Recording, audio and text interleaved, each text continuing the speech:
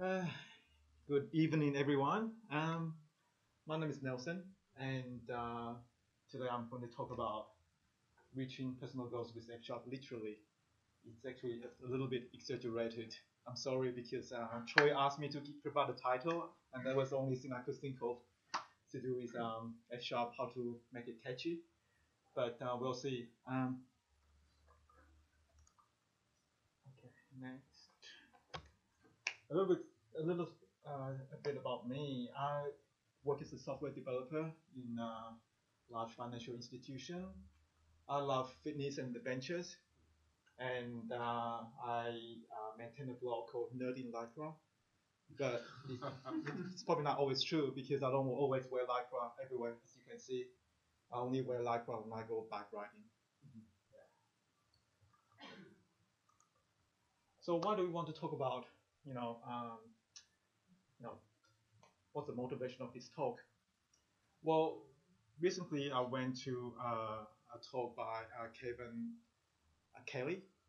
He was the editor of the Wired magazine that was in the conference called Wired for Wonders, and he talked about these digital disruptions for the next, in the next 5 years, and then he talked about, you know, he used this term called quantified self.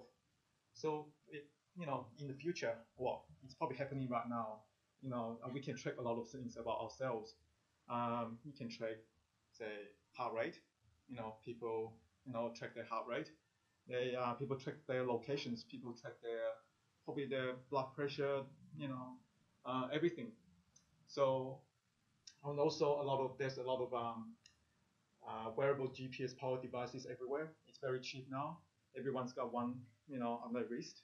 And also recently I've seen this selling in JB Hi-Fi, this sleeping activity tracker.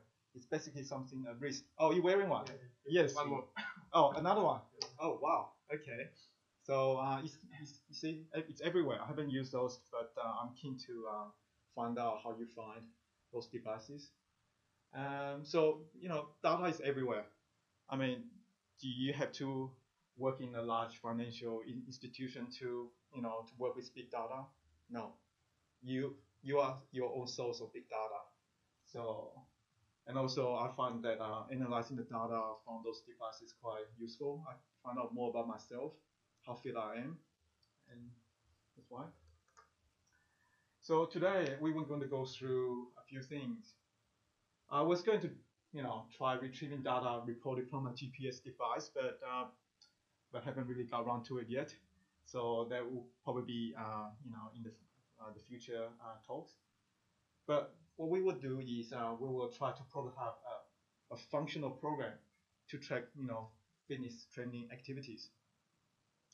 Uh, so we'll start with something easy.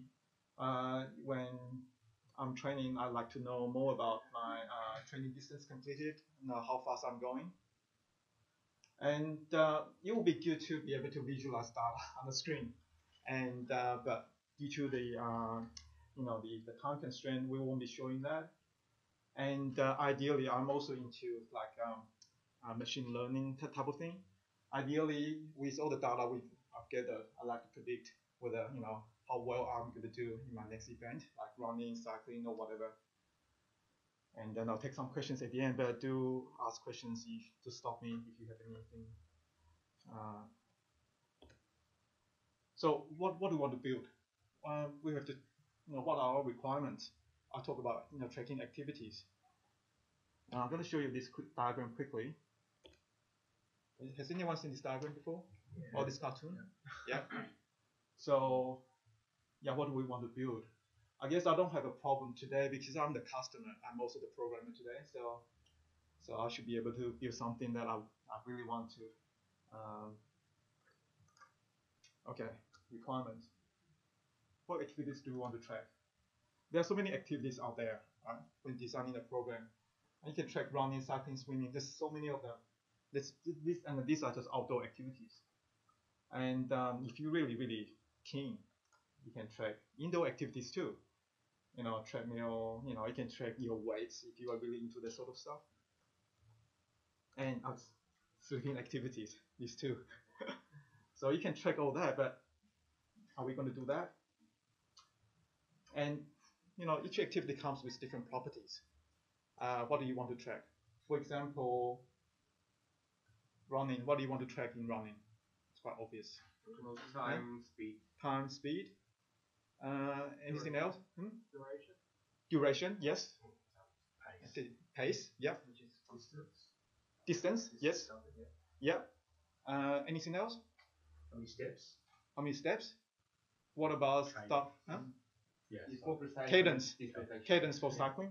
Or even running. Yeah. Okay. Cadence as well. Yeah. And also heart rate maybe. Yeah. And temperature. And if you really want to be very, very specific or very picky, you can track. There's a lot of things you can track.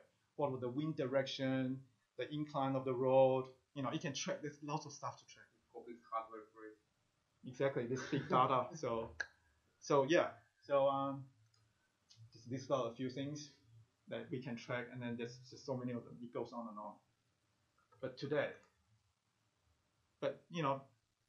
it's good. You want to track all this data, but first of all, you want to ask what information do you want to get out of this data? Am I getting any better? Am I getting any better? Sorry. Am I getting any better? Yeah, are you getting any better? Yes. Are you doing? Yeah, that's right. Definitely. That's what I want to find out. So what do we want to track? Yeah. So today, for today's lesson, I want to track the total distance covered, the speed, as you guys mentioned, and maybe not sure whether we're going to cover these the last two in this session. The percent, if you do multiple activities, how much time you spend on each activity. You want to get a pie chart, and also how well you're going to do in future activities. So these are our requirements. How do we model it? And when you think about activities, I think most developers may think, there's a put your own mindset on. No, that's an inheritance problem. Just build an object hierarchy. We'll have a base class called activity. Okay. We can, what are the core properties? Definitely, someone mentioned distance, duration, the gain. So these are the core properties, and then we'll have some functions like get the pace, because we know all the data, we can calculate the pace. But there's some stuff we don't know. For example, how to get the power estimate. If anyone can read this is an abstract method called get power estimate. And because we don't have enough data, so we need to create a subclass to provide a concrete implementation. And maybe in the future, you can think of something. Maybe I want to know, if you want to get really social, I mean, there's some social sites out there, like, for example, not sure whether anyone has heard of Strava. They basically, when you upload your data, it will tell you who the other people who also did the activity with you straight away. So that's quite nifty.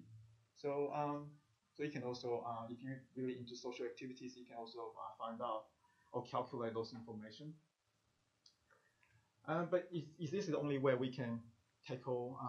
We should go for the set of numbers with the label.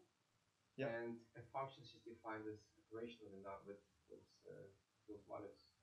Mm-hmm. It's only frame. Labels. Yeah, I'm still going to set a key value. Yes, exactly. Yeah. That's all we want, isn't it? That's all what it's doing. Key value pairs. That's all what we are checking. So I'm going to get to that in a second. That I'm just building up. Okay. So what are the other ways we can do? Okay, I'll talk about C# subclasses. So you can create a running subclass, and then you can say, oh, okay, running, I want to know my body weight. Let's add that property in. For cycling, you probably want to know your bike weight. So you throw that in, because it's going to be used in your power estimate or something like that. But that's probably not the only way we can design this program. Let's look at the other non-OO structures. As you said, that there's different activities are just represents like different choices. So maybe we can use a enumeration. Most of you who the C# might already know this. It's just an enum, right? And say today we only want to track running and cycling, and just two choices. But with enumerations, we have multiple properties we want to track. And you can see it's 1 and 2. The data types it stores is just an integral data type. Plus, although so you can do a switch statements like what you do in C#. So you can work out activity. If it was running, I want to do this. If it was cycling, I want to do that. Anything else, just I want to present a different option. It's very hard to, even if you have a value attached to each of the choices, it's very hard to get the value out. You have to do this sort of casting, like here, with the enum, and then you cast it just to get the value out of that particular option. So is there any other way? You probably know where I'm getting at. I'm going to introduce discriminate union. It's very structurally very similar to enums.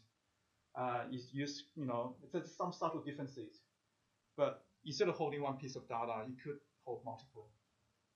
It's actually called if you see these data types, these are actually the stars. They represent a tuple of data, and it can also do pattern matching.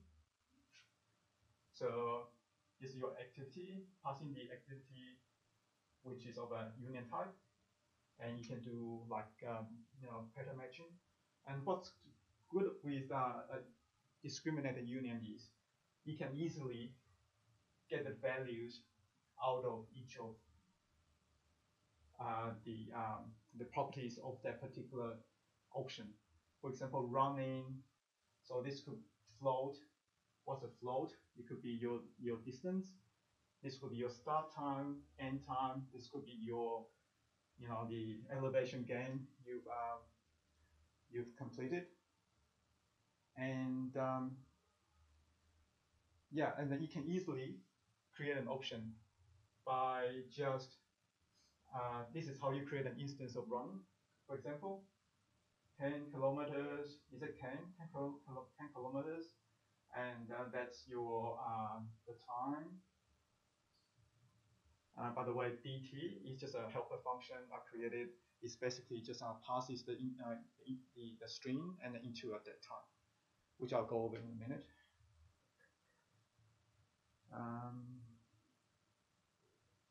Okay.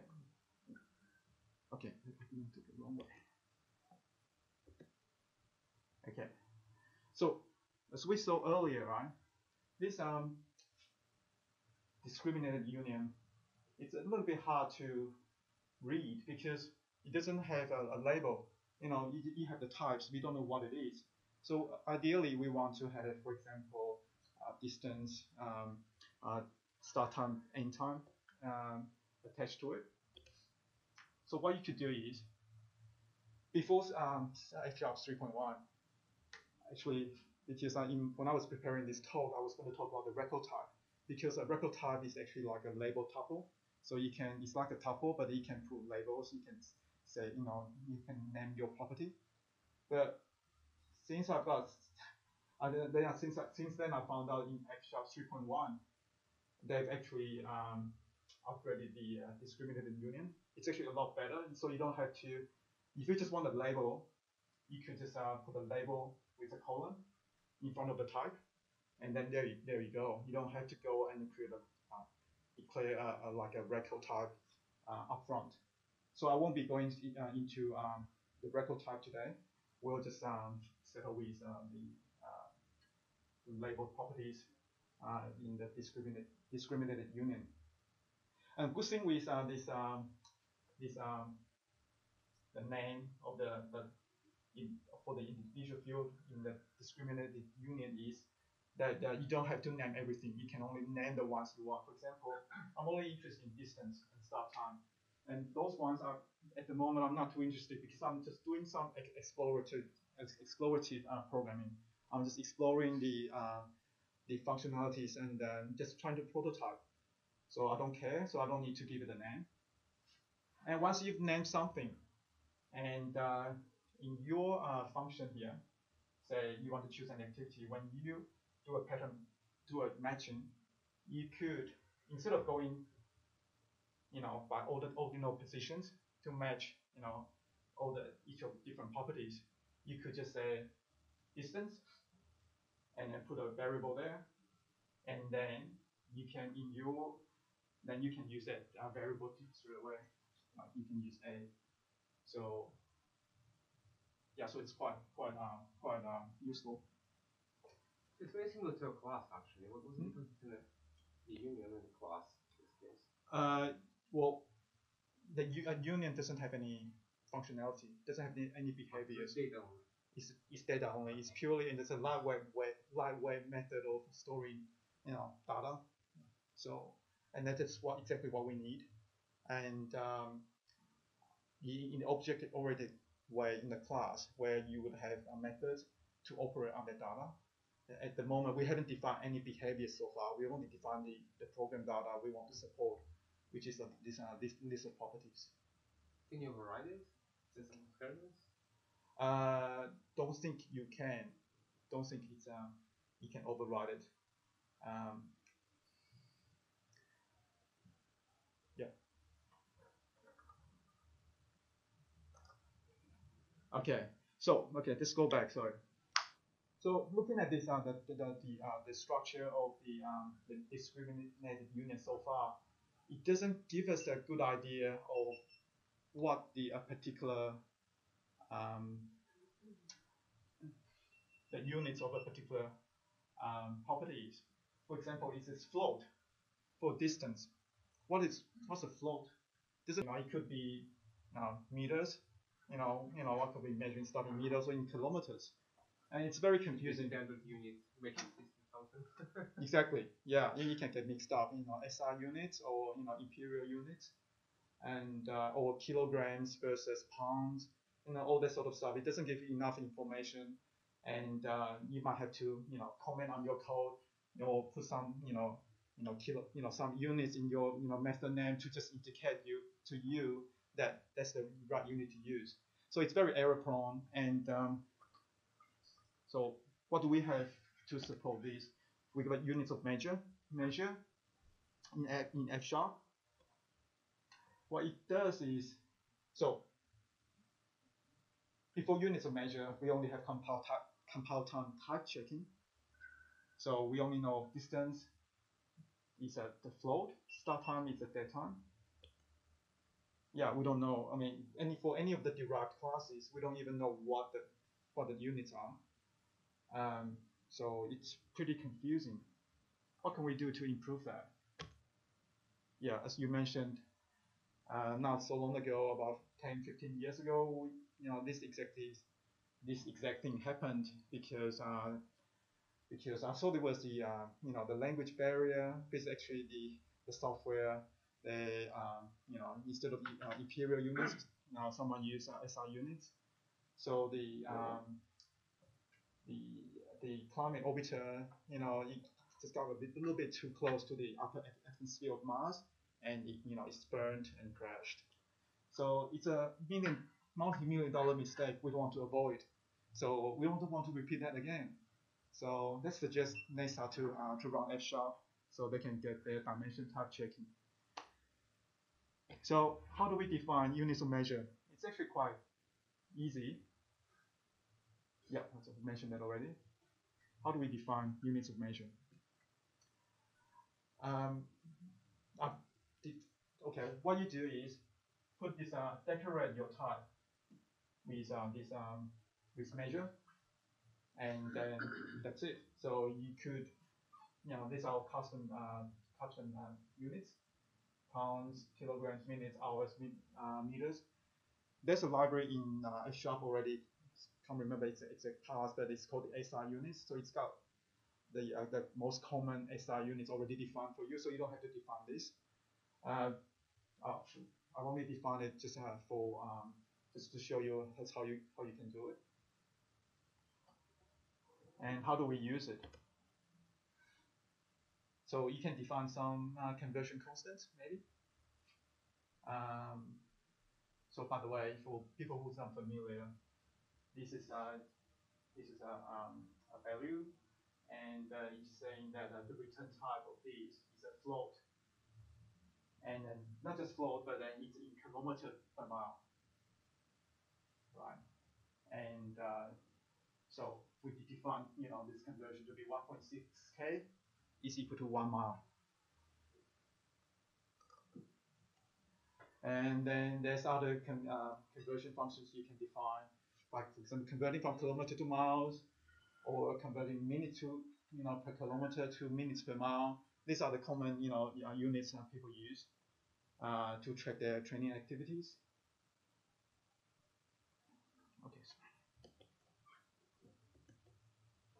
Okay, I just want to make a quick note on the casting between the normal primitive types and the dimension types. So you start with this is just a normal float, and to convert to a dimension type, what you do is just multiply by the value and then with the dimension. To convert it back, you just use a normal casting to cast it back, and then what you get is 1.0, no dimension, the one with units of measure, and back to non-primitive type. Okay, so now we learned about units of measure. We can add that to our model. So now we know that distance is in kilometers, and whatever we are tracking here, that's the gain. I think it's we don't care for this presentation. It's in meters, and this is probably the cadence, revolution per minute. Okay, obviously it's benefits of using we all know what the benefits are, and because it's done at the compile time, it's pretty fast and doesn't affect performance. But it's a double-edged sword because it doesn't. It's not persistent in runtime. It's not. So whatever you do in F# is not ported across C# or other .NET environments because it's not persisted.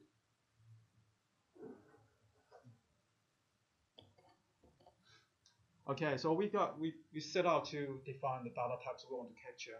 We have we decided to use a discriminated union. How do we load data into the program? Yeah, I was talking about one of these devices. If you haven't seen before, different computers, very common nowadays. And also your iPhone, your Android phones are probably quite powerful to track anything you like.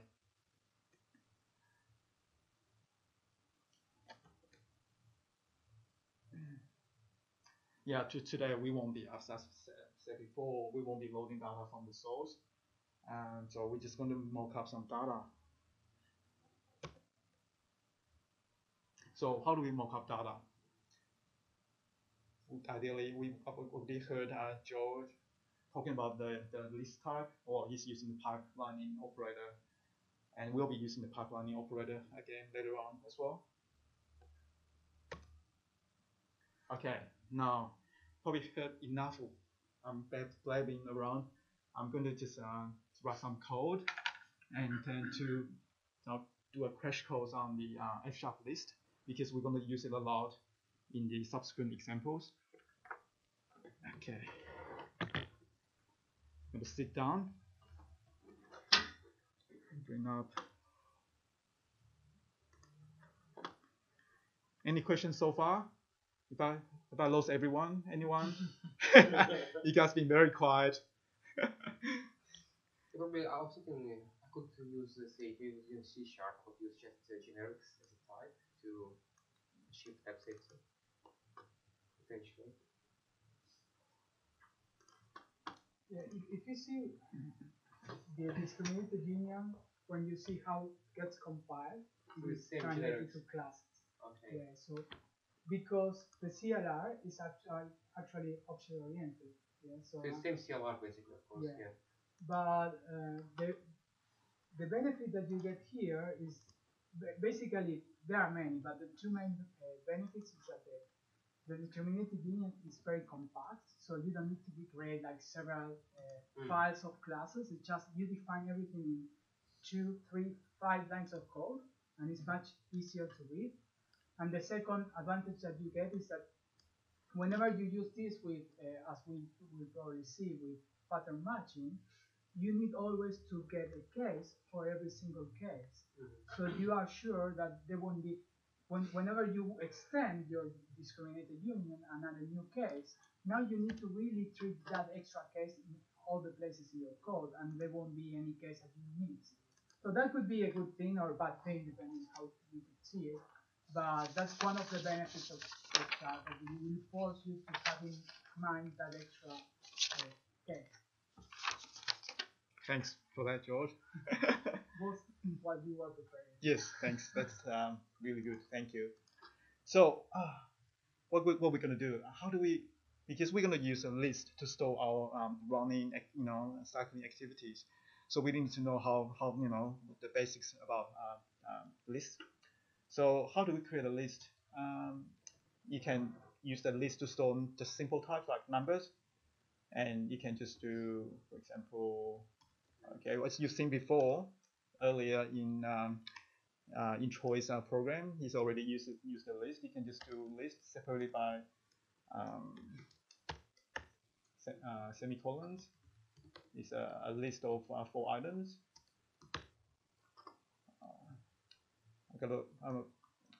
I'm sorry that the screen is resolution is a bit too small, but when you run it, you see 4 numbers. You could also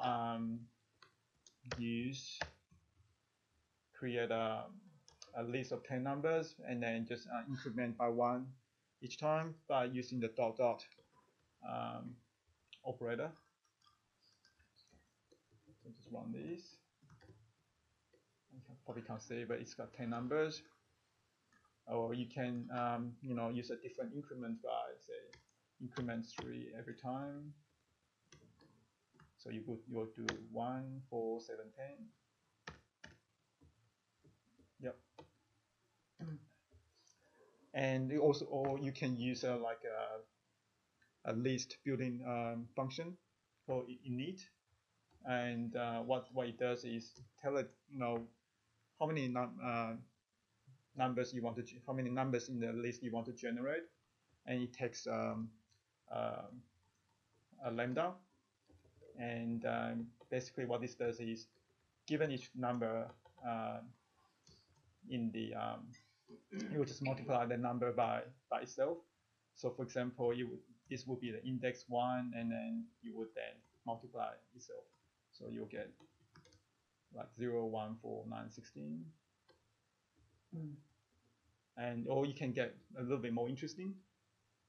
And we've seen before, these are random type, system.random. You can also, instead of creating numbers, you can create 10, for example, running activities like this, like so. This running, let me expand this. So what happens is, this running is, why is it got a squiggle in it? It's not defined, so that means I need to run this. I need to port this over. Run this in the script environment. Oh. Indents? Sorry. So what's happened is, it is also the index. We'll see that one.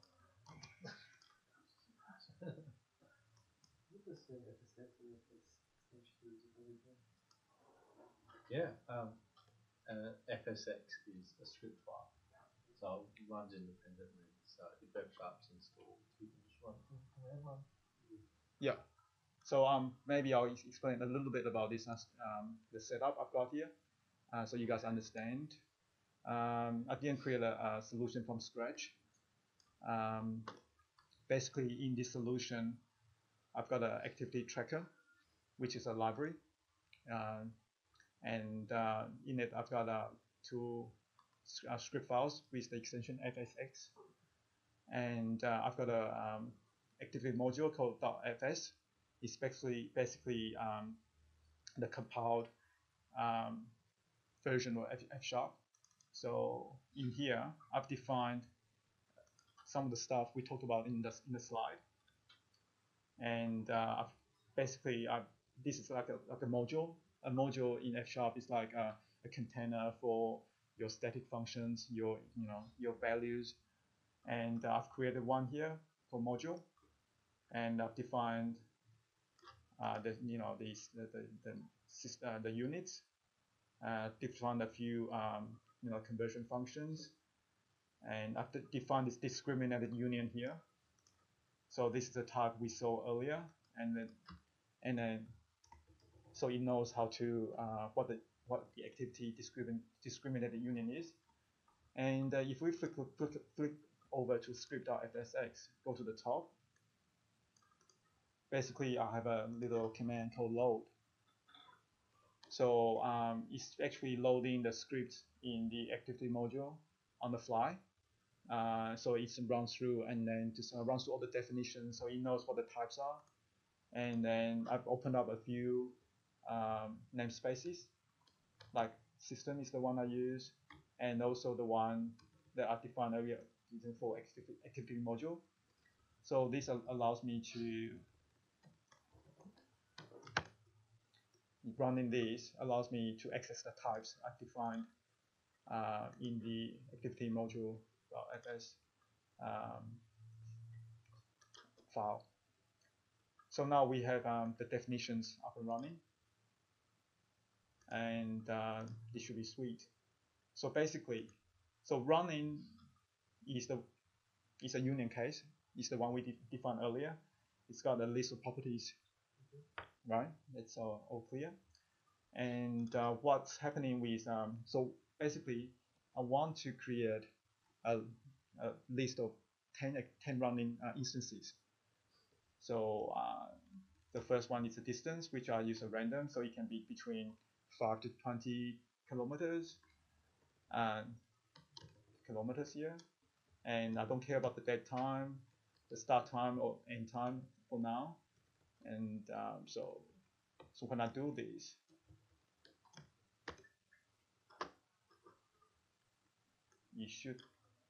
it's what's telling me there's an error because random is not defined. Maybe I didn't run it. So to run it, I just run it. Just, press Alt, Enter. Yeah, okay. So it's created. If I save this, you'll know how many I created. List. If I save it into a value,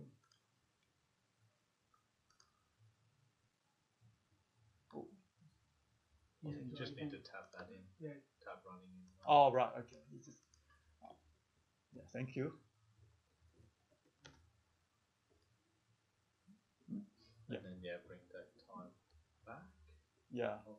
Yeah, it's just the screen is just too small. Yeah. So I'm working with work. Yeah, that will work. It's not complaining anymore. So the reason I want to do this is at least we can see it in this format. So it's created 10 items of running instances, and we'll probably use this later on to simulate. If you want to create like I don't know 1 million records, I'm not gonna hand type what million records myself. And okay. Can you, So you know how you have multiply 1.0 yep. numbers? Sure. Can you actually drop the multiplication? Just keep the tag KN? Like this? Yeah. I think you will complain. Yes. It really is doing maths of the units. Yeah, that's right. It will cancel out multiple units. Yeah. I mean, what you could do is, if you want to do that, you can do it on a literal value. For example, that you can just do. If you just define it like that, then you can. But if it's on a variable, well, something that's then you can't do that. You have to multiply. So why is it necessary that you have to include the measure there? Because I mean, isn't it unnecessary because it's already defined in the type, the discriminated union? Okay, right. Okay. No, it's already defined. What happens in the discriminated union is it's like you define the type, for example, it's a float of a particular dimension, like kilometer in this case. But in your when you provide the data, when you initialize, create a new instance of the data of the discriminated union, the data you put in needs to be in the correct type.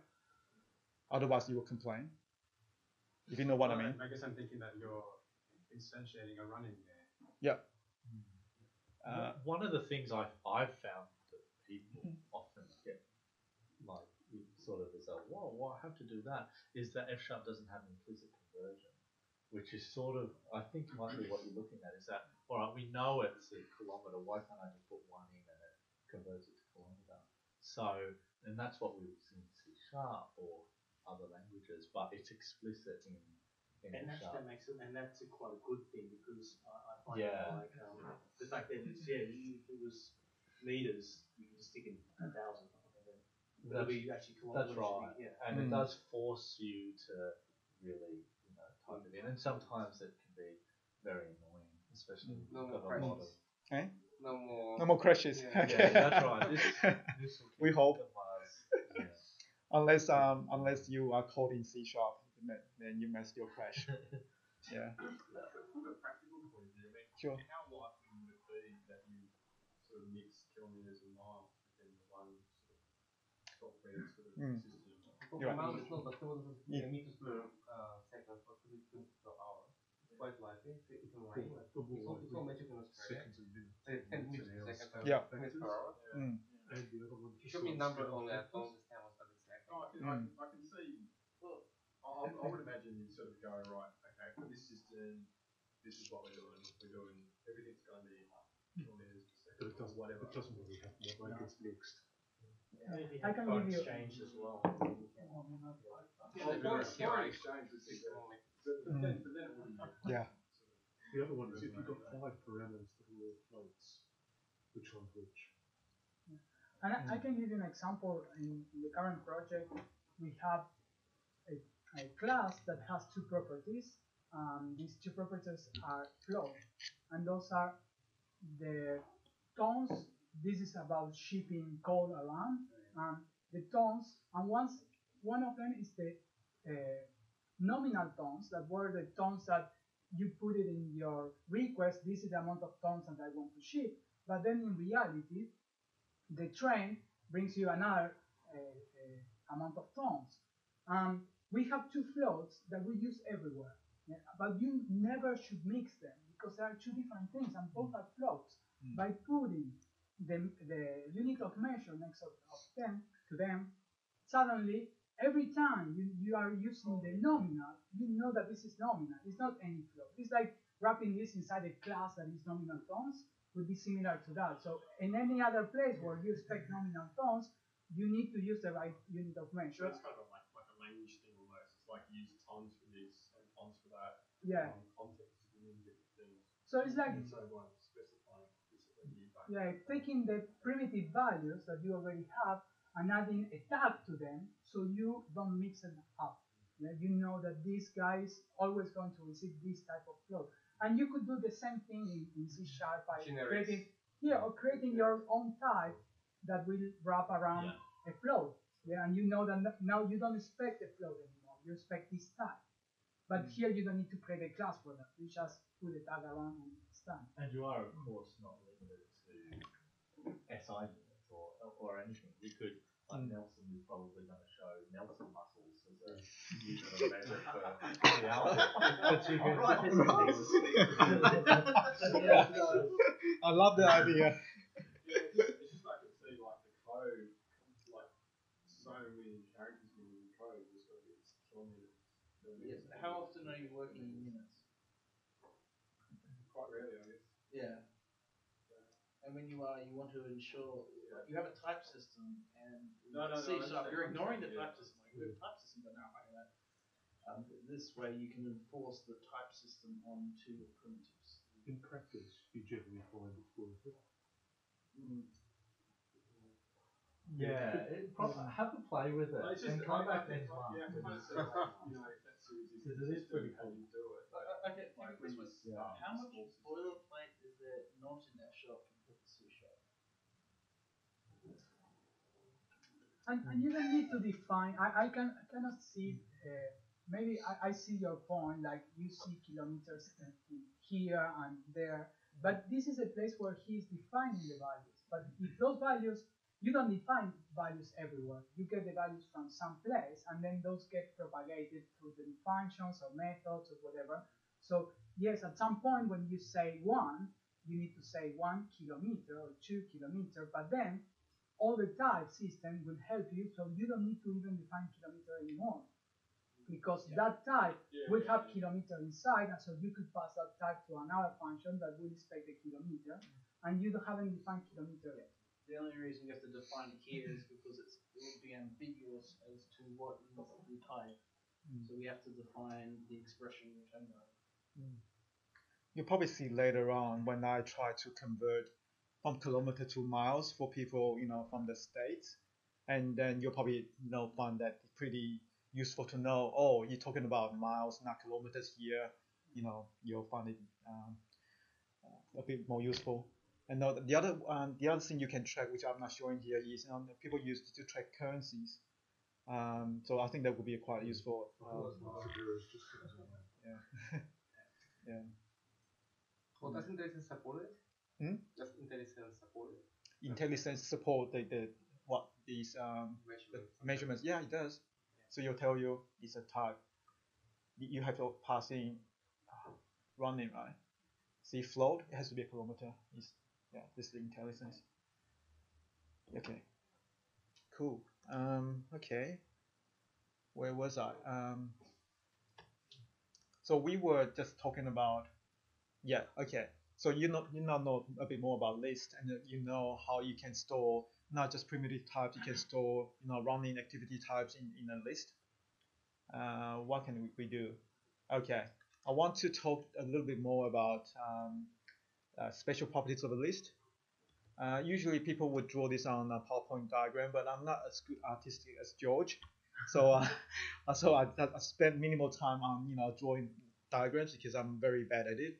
But I'm gonna try to explain it my way. So this is a list. If I can show both windows at the same time, because you need to see the results. 5 thing, and then there's a special property. I'm just going to use this. I've got this the capacitance pane. I'm got a touch screen computer, but because I'm extending my screen, so I can't really draw. So what I was going to draw is I'll probably use this the whiteboard. It's like a linked list if you're familiar with it. Use the other one. That one's rubbish. Okay, thanks for this one. So you can think of a list is like a box that points one to the other.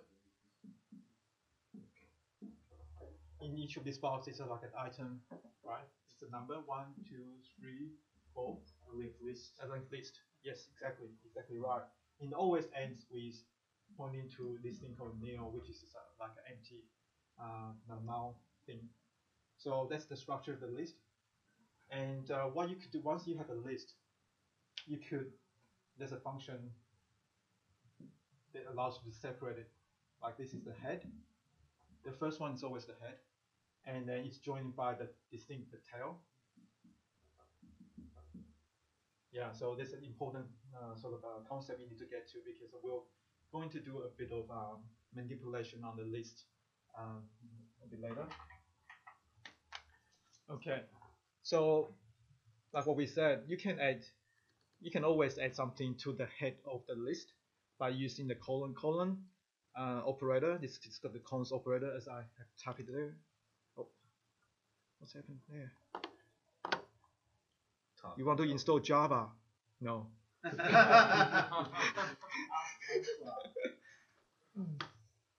Okay, and as I said before, there's a there's a pointer. If you do list head, you will give you the first number, and the tail will be the remaining const list, right?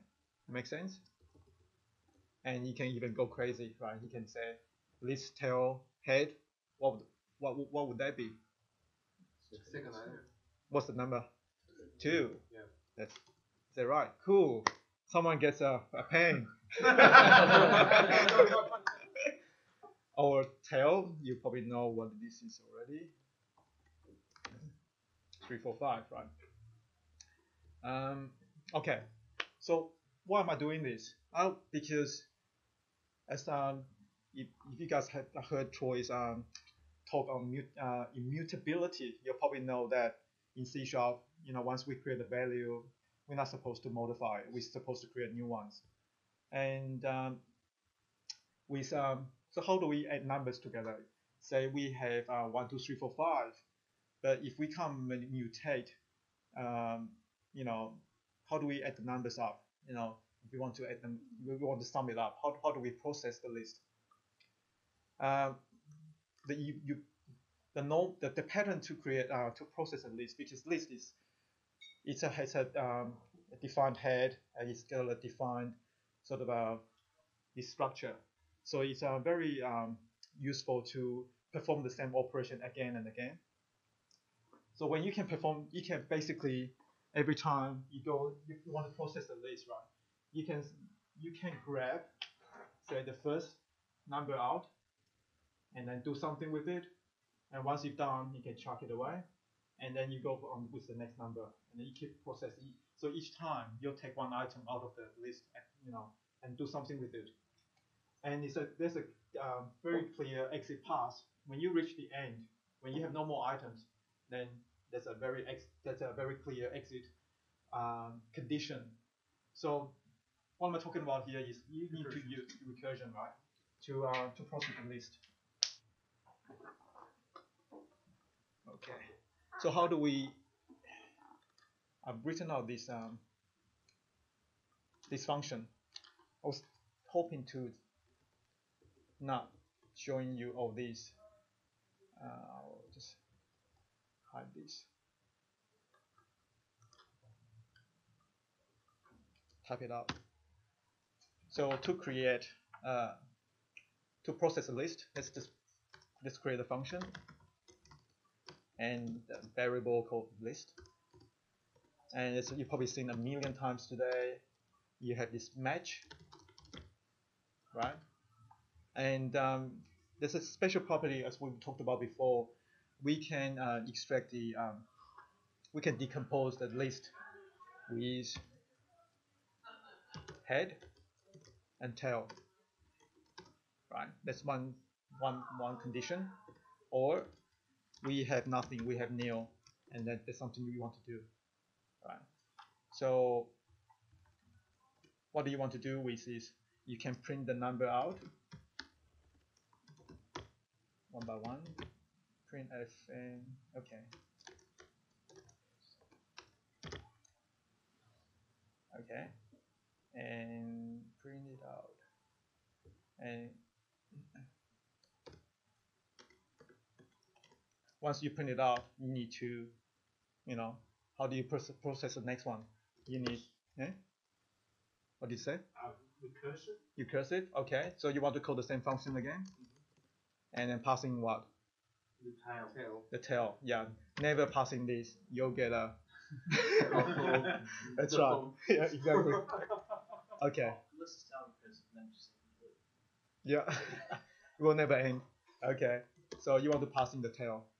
So each time, but F# has this property. If you want to call something recursively, you need to put a variable here, like not the keyword, not variable, a keyword called rec. So that means recursive. And yes, process wrong. How should I spell the process wrong? Oh no. Okay, process this is not defined, obviously. Copy and paste. Yep, that works now. And you can say at the end.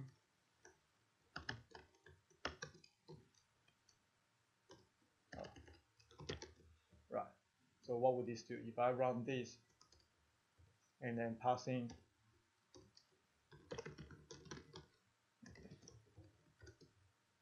it prints out the number. So I have a a function that processes the list, which is great.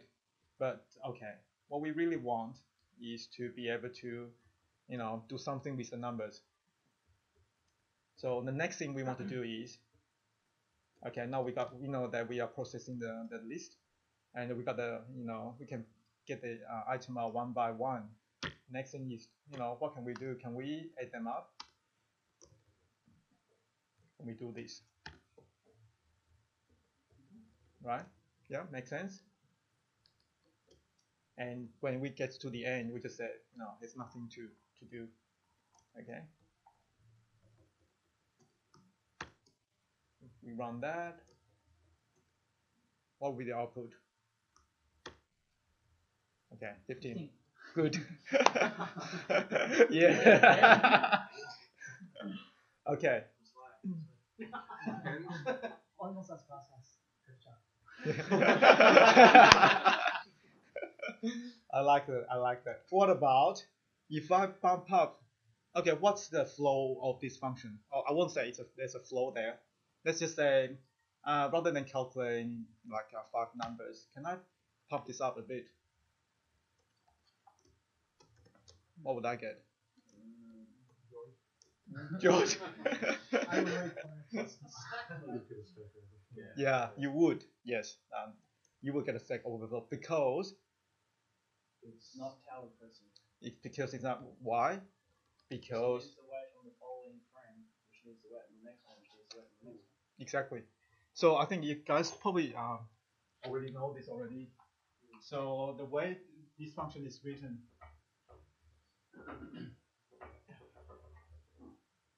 So say this is our stack. This is our program.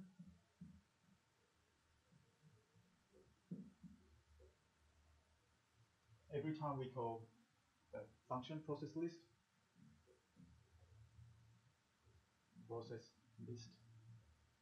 it puts the function on the frame, and then also it extracts out the number, which is 1. And next time it does, you call it again, and then you want to, because it's recursive, it's calling itself, and each time you will put the function on the frame, and so on. And there's a limit of how much you can, there's a limit here. This is stack. Once you go over, then you get a stack overflow, which is what you would expect. And so how do we get around this? The idea is to, not to, every time we create a frame, before we call the next frame, we want to discard the previous frame, because if we can somehow manipulate it, MapReduce. yeah, sorry? Yeah. It's compiled into an iterative process. I guess it's yes. because what's happening, the reason why it is recursing and having to give you a new frame is because it hasn't been evaluated yet. And Correct. value. It's non-deterministic. Correct. Because by the time, because it hasn't been evaluated plus sign, this is the recursive function, but the actual processing, which is the computation, happens post the recursive call. So if we can somehow move this calculation, into the part of the recursive call, then we don't need to come back, because what's happening is it goes up and up, right? And then it has to come back down, because once so you have 1, 2, 3, 4, 5 function call. So it goes up. So by the time you reach the bottom of the recursive call, it has to come back down. For example, 5, 4, 3, 2, 1. So essentially, you're getting you're adding the numbers out like this. Okay, because it hasn't processed, it hasn't added it yet. It's just trying to extract the numbers.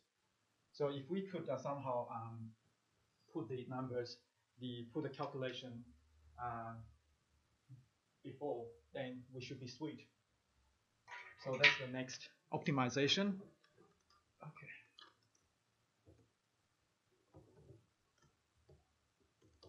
Let me have a look at my cheat sheet by scrolling down. Okay. So I've done that. Okay. As you guys have already mentioned, it's this function is not this is not tail recursive. So we want to remove the post recursive recursion step. Okay, how do we do that? Okay, let's just have this.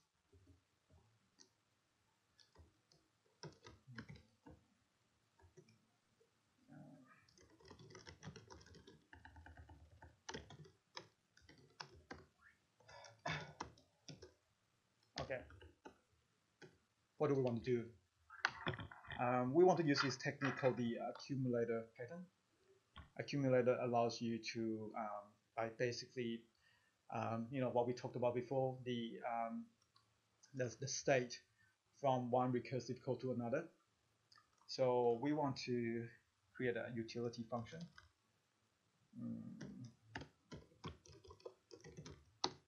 And we want to take, for example, an accumulator, like a number. Hey? This is the current value.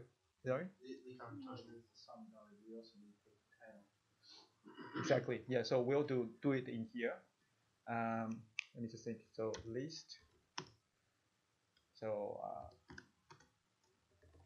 basically, we want to set up so that we can, when we come in here, we want to call this. We're going to create an inner function, a helper function, so that we can pass in a accumulator function that the initial state of the list of the initial state essentially. So we need to do the pattern matching again, which you guys are probably quite good with already. So okay, we still have these two conditions, right? So what do we want to do? We want to sum useful. Yeah, and what do we want to pass it in? Because we don't want to get into the situation where we have this, right? We don't want to have a post recursion step. So the accumulator plus the head. Yeah, so accumulator plus the head, and the rest is the tail, right? And once it gets to the bottom of the list, we just want to return Accumulator. Yeah. Okay, so that's how you, and then again, you just F sharps. It reminded me, it's not. I need to make a break keyword here. Yeah. So you now have like a tail recursive function, list processing function. Because it has to come back to itself to evaluate it. Exactly. So basically, what happens is, I think when I was learning about recursion, I used to think it's a frame, right? Has anyone played Tetris before? Yep. So every time you call a function, and then but because it knows it doesn't need it, you will discard it. Excellent. Whole thing moves on. The whole thing moves on. It doesn't quite work like that, but that's when I try to picture it, that's how I picture it. So you never hit the limit.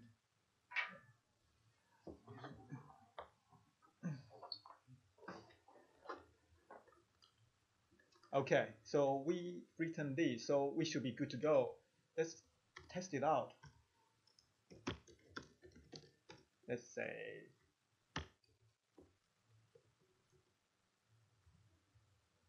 Should we try with 5 first? very good. Yes, that's right. That's what I usually do. But 15. Okay. Is there any number you know, like you want me to try? 42. Okay, I'll just try a large number to prove to you that Well, it's slow. not too slow. It's, It just errors out. You forgot the S. yeah. That's right. Exactly. It was a test. It was a test. Okay, it's 178. Oh, it doesn't, throw exception. So that's good. We did really well. So I'm gonna move on. No, push it further. Put it further. Okay. Yeah, integer.net. Yeah, that's right. You would overflow, I believe, if you put too much. What you get is Run to some more volume. You've got T on this line on the top and It's word wraparound. It just doesn't matter. No, it's the word wrap. Oh, sorry, it's that because the screen, the resolution is too small. Yeah, sorry. Yeah, I've got the word wrap on. Yeah. It's a little bit confusing. Yep. Every function in English maps. I think it's still running, so I'm going to kill it.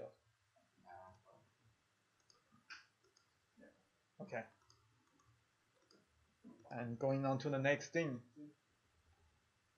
Okay, what do I need to cover next? So got a file, Nelson. Okay, no worries. We'll look on the meetup site for the recording bits and pieces. Okay, thanks for coming. Cheers. Actually, what we've done so far, we usually don't have to do this. You don't have to do this recursion yourself. It's already built in. I was just trying to show you the problem, because we are all just learning F#, right? So normally, there's already a higher order function. It's called in the list module called fold. And what this does is very similar to what we just did. So using list fold, you can. This is basically this is equivalent to this. The accumulator HD, about this addition we've done here. So it's taking the state and the next value, and then it asks you to return what do you want to do with it. And if you look at you can look at the documentation. The fold is like a map function. It goes through apply the function to each item on your list, and then but in addition to that, you also pass in the accumulator. It stresses the accumulator alone with you, so you have the state. Reduce. Yeah. Basically. Yeah, that's right. Yeah.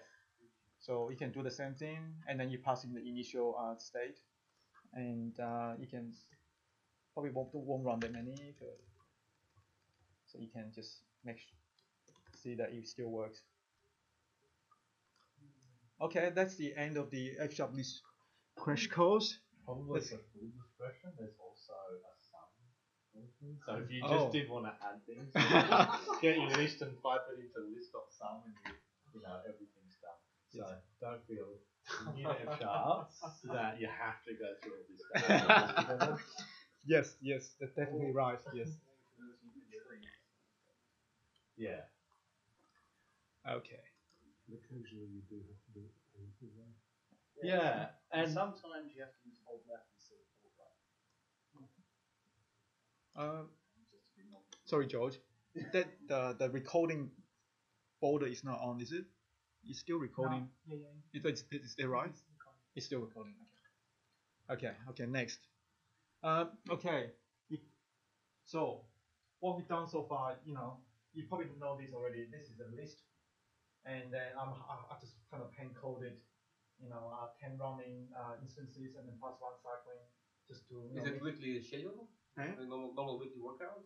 It's it's close to my normal workout, but it's not the real data. I kind of made it up. So this speed could be a little bit faster than actually can perform. But you're a monster. So we have this list of activities, and as I mentioned before, this dt here is a helper function because it's easier for me to pass in a string and then convert it to datetime. And I think someone mentioned about brackets in F#. Brackets are optional when you want to pass a parameter to a function. function call, you can do it this way, or you can pass in as like a tuple format, whichever you like. And sometimes I find it's a bit easier to read without brackets. And okay, data is loaded. Okay. So we want to calculate total distance, right? And you've probably seen these, the crash course. We summed it, a bunch of numbers up. This time around, we want to sum, the activities up. But the activities are not just, primitive types. So we need to decompose it. We need to pattern match it. So it goes through the same thing. And what you do is you extract the value out, because in this case, I don't care whether it's running or cycling. I just want to know the total distance I covered in a week, whether it's whichever activity, and they happen to have the same, sort of variable. So I can just group them up, and then just sum it up, and using list bold as well. You can use list sum, I guess, and so that's how you do it. So if it's not integers, I mean, if this is not integer, how can you sum it? A list of integers. I mean, if it's not integer, if it's something else. If it's something else, how do you sum it? Yeah. Then you probably need to decompose it yourself and look it through and add them up. Just wonder how the language handles it. What if I pass list or something else, not integers, to this sum? That's what happened. You pass. You're not going to pass compile time. It won't let you compile. So it's type safe. Yeah. Sorry. Too late. Thanks for that. Any questions? Yeah? No? Okay. All right. Okay. So next thing we want is we want to separate the activities. We just want to know, how far I've run. I don't care about the cycling distance, right? Because they're totally different activities. And so, what we did here before, we had to pattern match. This is the actual meat of the program. This is just looping through, right? So what I want to do is I want to take this part out. I'll make it more generic. I want to pass this function in. I don't want to hard code this function in, right? I want to have some. I want to have a running distance, sum, not the total sum. So that's what the next slide is about, if it's confusing. So basically, what I just said before, we can create a higher order function called the aggregate activities. We can pass in the function, which is which processes the type of activity you are interested in, and accumulator, which you all know, and the list. So we define the running distance function or a cycling distance function. In here, we just what's different is the pattern matching. In here, we only care about the running. If it's cycling or anything else, we don't add it to the part of the total. In cycling, that's the same. And if you're interested in all the activities, and then you just you'll do it this way. So that way you can reuse the function and just passing in the different functions, and then this higher order function will take it in, and then we'll just so it allows you to reuse the functions nicely. Any questions? Did I lose anyone? No? Okay. Do we have any more requirements?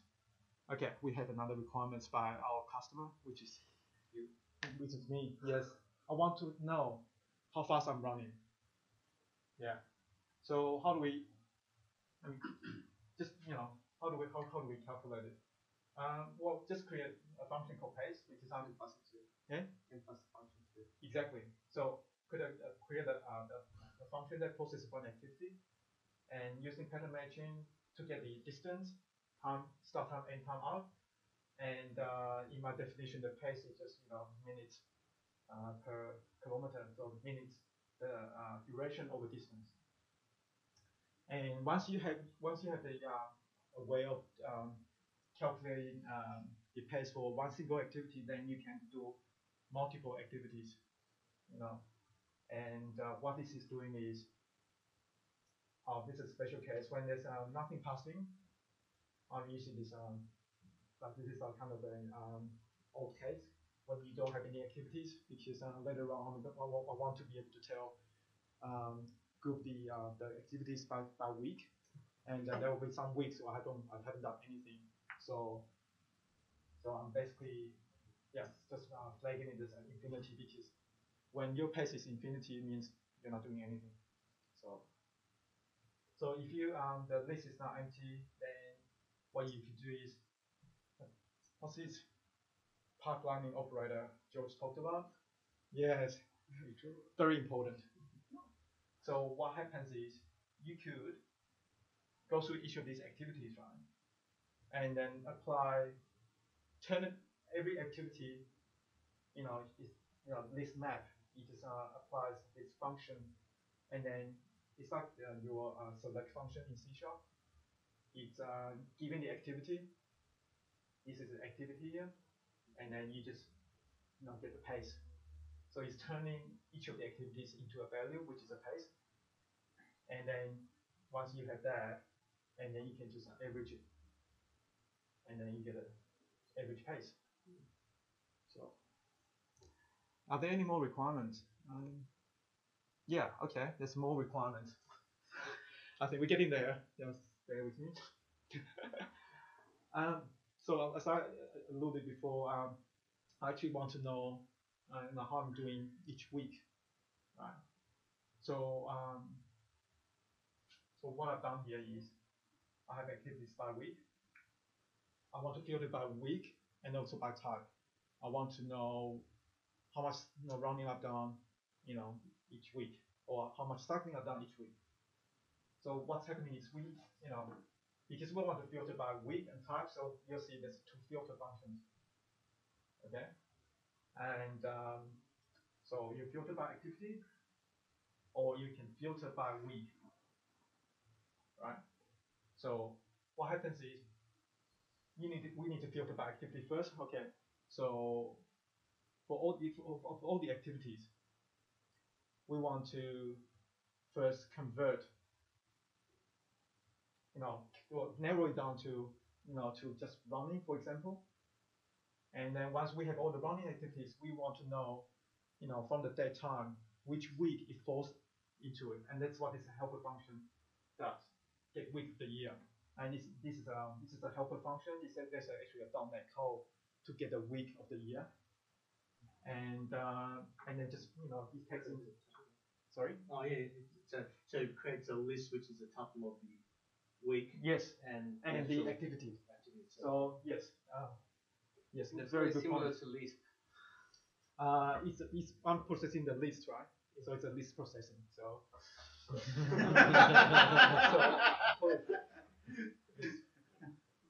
Yeah. So Graham, right? Colin. Sorry. Yeah, Colin. Yes. What this second line is doing is converting into a tuple. So tuple, the first item of the tuple is a week, and also then this is just the object of the instance of the activity. And yeah, once we have these, right, and I can filter this out, filter by week, and once I filtered by week, and then I can then turn it back into activity. So you know the drift. So if I run it, right, I can say, tell me all the activities I've done for week 30. Okay, and then I can use a pipelining operator again if I want to know, how many are there. Yeah. Okay, we're nearly there. Are there any more? Okay. Okay, there's just a little bit more to go. I don't just want to know the, what we just created earlier. We know the activity. We narrow down the activities by week and by the type. But I actually don't want to stop there. I actually want to know the distance I've done it, you know, for that week and for that type. So it's in H#, it's very easy to compose that you know, to calculate that what we want, that requirement, because you can just take all the activities, right, which is a list, and you're passing, you know, activities by week. So you fill out all your activities, and then we can aggregate them together, all the distance. So these are the functions we were being used before, and then we just, you know, composing them in a pipelining operation, applying the function to the activities one by one until, well, I mean, obviously this is just reducing all the activities into one value. We can do the same thing with the average pace as well. Yeah, so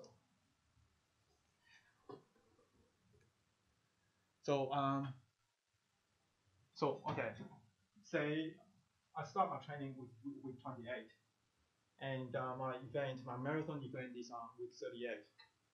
I want to know the distribution of the work I've done each week. So I just put in, you can create this, you've seen this already, 28 to 38, so it's a list of primitive types, and then you can work on each of these types. And each of these items is in the list is just basically representing a week. And I'm just passing this week to this function. So and then you will give me the distance by week, average pace by week. And I printed out the results because in the interest of time, in week 28, okay, this week 28, I've done 28 kilometers. This units tells me it's 28. And my average pace is 5.8 minutes per k. 29, my pace dropped a little bit, but because I did more work. Week 30, I did barely nothing. 31, 32, I haven't done any work, so it's not looking good for me for the marathon because I haven't done enough training. And for the same thing, you could also easily convert this to a different unit. Where's the guy who had a question before? But this is how you convert the same thing to a different unit. Because in here, for my American colleague, he wants to know what am I doing in miles. He doesn't understand kilometers, so I can do it miles and minute per mile for him. And I think that's the end.